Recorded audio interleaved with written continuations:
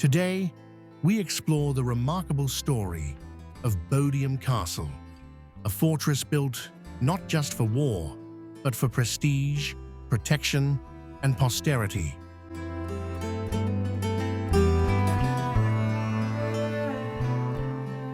In 1385, amid the lingering chaos of the Hundred Years' War, Sir Edward Dalyngrigge, a knight of Edward III, received royal permission to fortify his manor in East Sussex. He wasn't just building a home, he was making a statement. The license to crenellate was as much a political symbol as a military one, signifying royal favor and social status. Sir Edward had grown wealthy from campaigns in France and married into the powerful Wardour family. Bodiam Castle became the culmination of his ambition, a fortress that declared power, prestige, and fealty to the crown.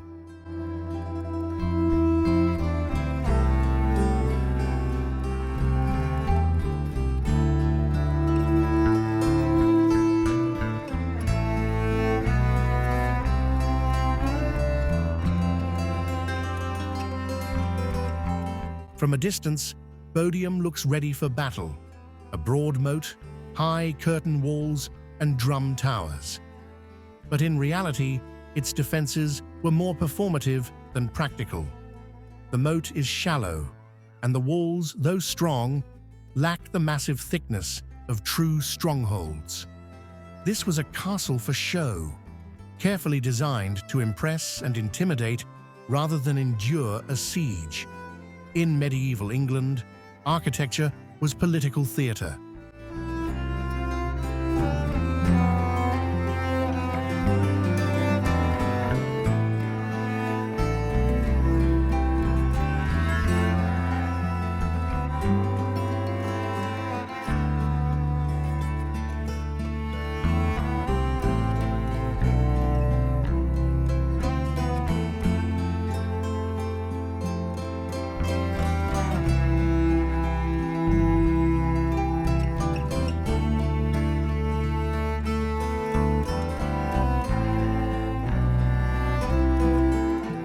Despite its military facade, Bodiam was a lived-in home.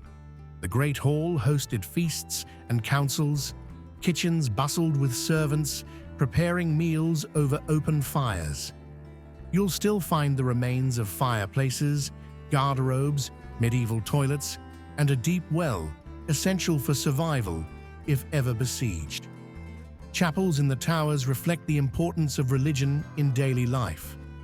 These details show us a castle that was not just a defensive shell, but a domestic space for an elite family, servants, and retainers.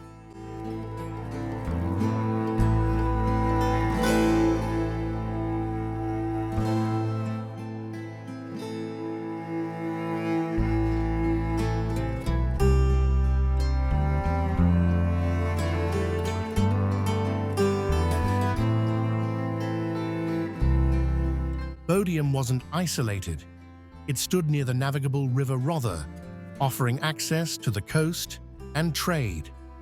The threat of French raids loomed large in southern England, particularly after the 1377 sacking of Rye and Winchelsea. Building a castle here wasn't just vanity, it was a response to real geopolitical fear, but it also served to control land, tax passage, and remind the local population who held power.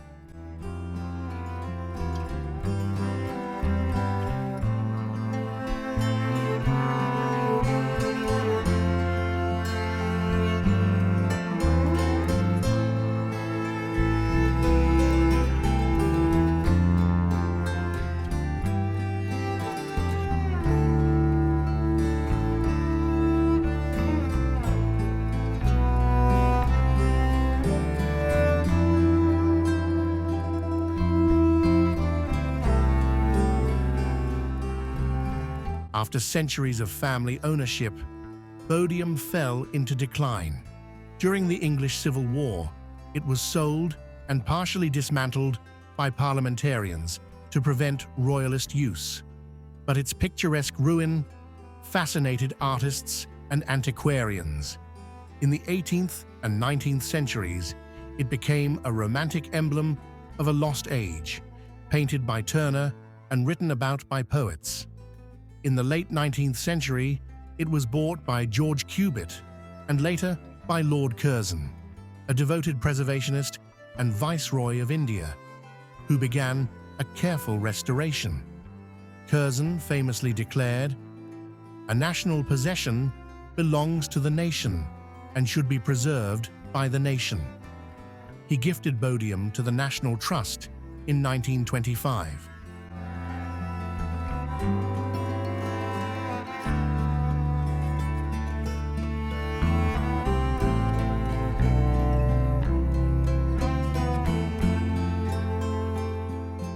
Today, Bodiam Castle stands not as a relic of war, but as a bridge to the past, a place where stone and water echo with the voices of knights, nobles, and the quiet endurance of time. Bodiam Castle is more than a monument. It's a symbol of layered history, of chivalry and showmanship, ruin and revival. It survived political turmoil, the English Civil War, and centuries of decay. Thanks to centuries of preservation and public interest, it remains one of the best-loved and best-preserved castles in Britain. It stands not just for the age of knights and nobles, but for how we remember and protect our shared past.